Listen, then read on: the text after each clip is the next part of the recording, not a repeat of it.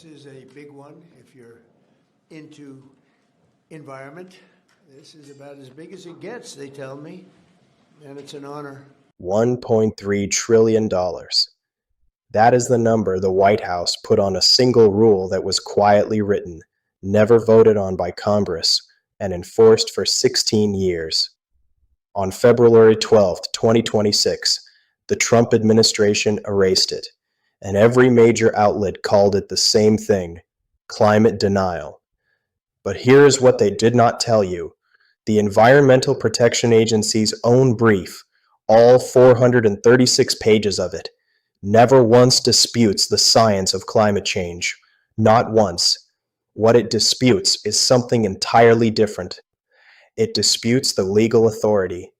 It asks one question: did Congress ever actually authorize the Environmental Protection Agency to regulate the global atmosphere, to reshape the entire American auto industry under a statute written in 1970? That is not a science question. That is a constitutional question. Run the logic bridge test. Welcome back. I'm John Gray. Let's follow the logic.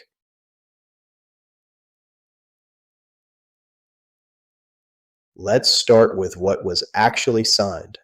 On February 12th, Environmental Protection Agency Administrator Lee Zeldin stood in the Roosevelt Room of the White House alongside President Trump and announced what he called, quote, the single largest deregulatory action in United States history. He was talking about the repeal of the 2009 Greenhouse Gas Endangerment Finding. To understand what that means, you need a 60-second history lesson. In 1970, Congress passed the Clean Air Act. Section 202A gave the Environmental Protection Agency authority to regulate, quote, air pollutants from motor vehicles that, in the administrator's judgment, endanger public health. For 37 years, everyone assumed that meant smog, soot, carbon monoxide. Visible, local, direct pollution.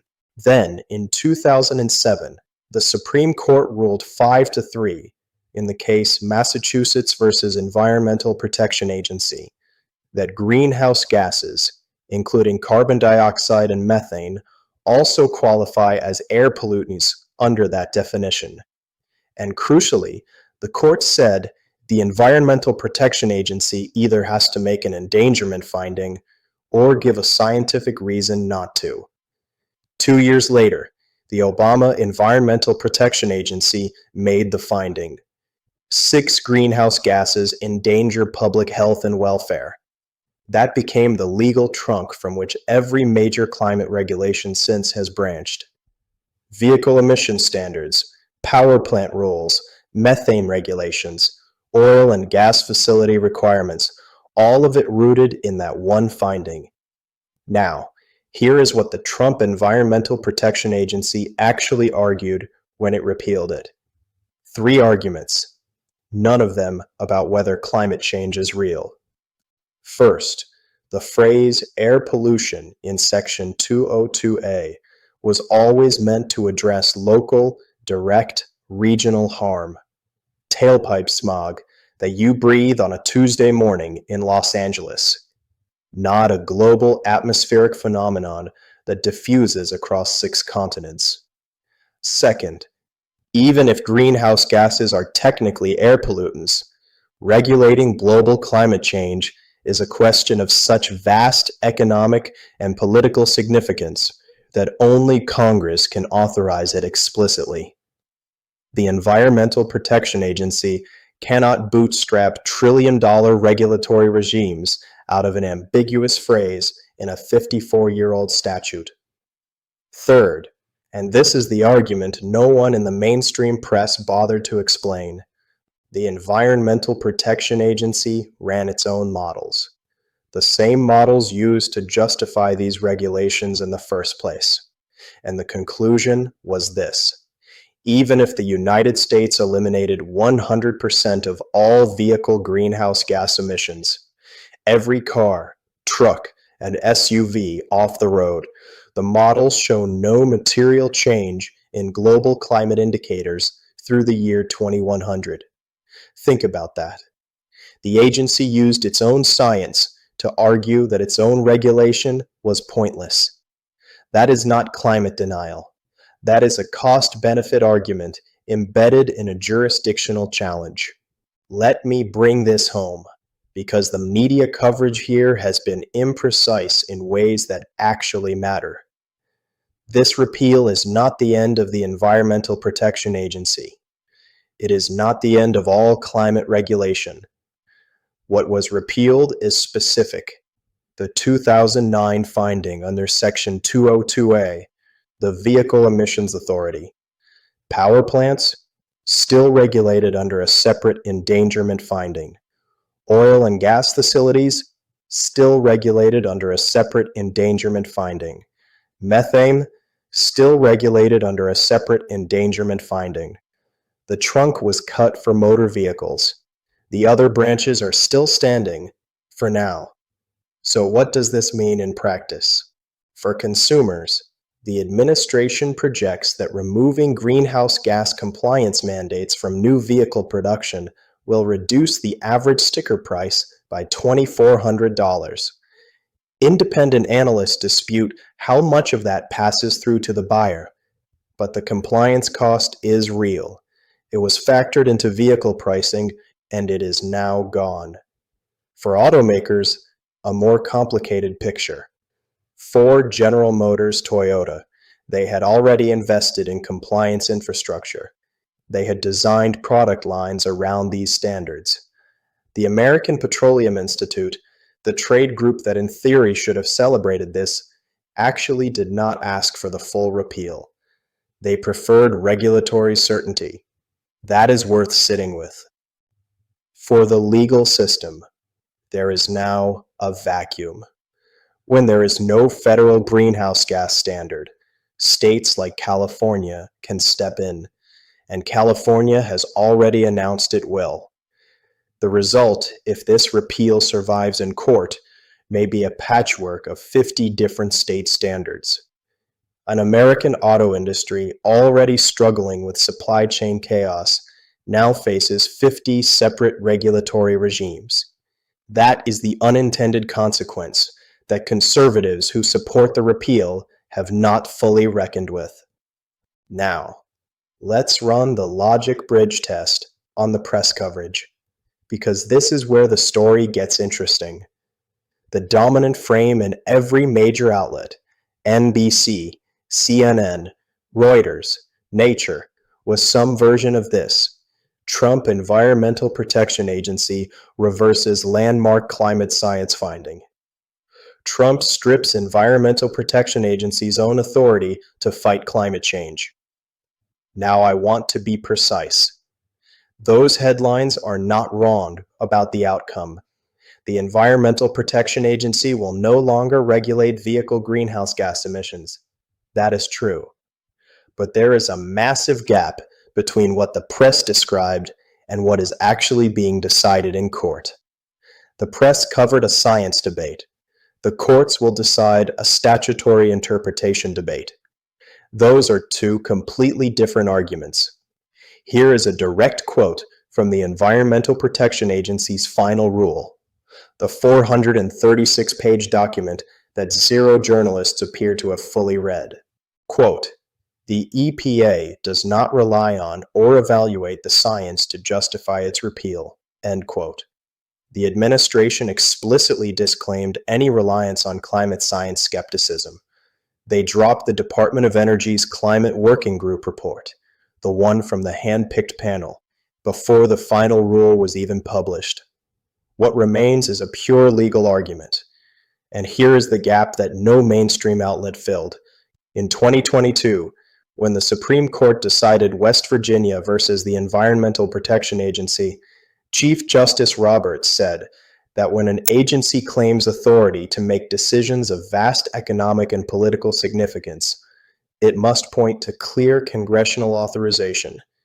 That is the major questions doctrine. Critics of the repeal, and this is a genuine legal argument, immediately pointed to the Inflation Reduction Act. In 2022, Congress passed the Inflation Reduction Act, which explicitly amended the Clean Air Act to designate carbon dioxide, methane, and 4 other greenhouse gases as, quote, air pollutants. If Congress just told you that these gases are air pollutants, in writing, in statute, doesn't that satisfy the major questions doctrines demand for clear congressional authorization? That is the sharpest legal argument against the repeal. The Trump Environmental Protection Agency's response is narrow. The Inflation Reduction Act's language addresses stationary source authority, not Section 202A, vehicle emissions. Whether that argument holds is exactly what the D.C. Circuit is going to decide. Not one major mainstream outlet produced a piece on this wrinkle. Not one. Step back from the politics for a moment.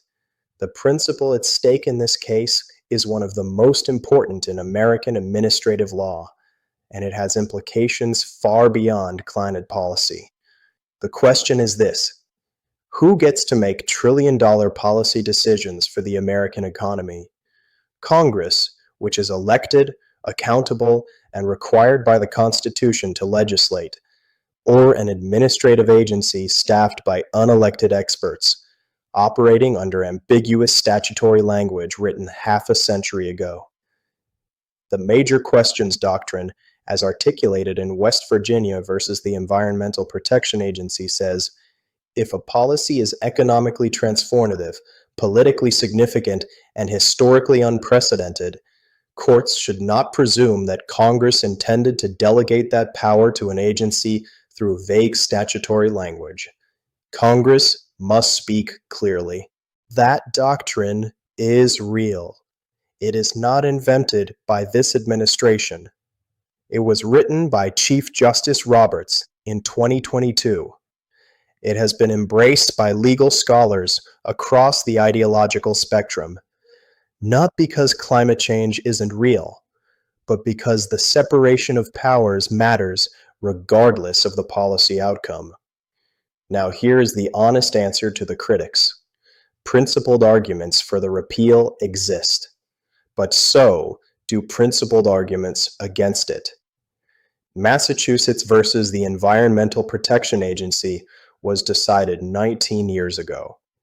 5 justices said greenhouse gases are air pollutants. That case did not cease to be good law because subsequent decisions changed the framework. The Inflation Reduction Act counterargument is genuine.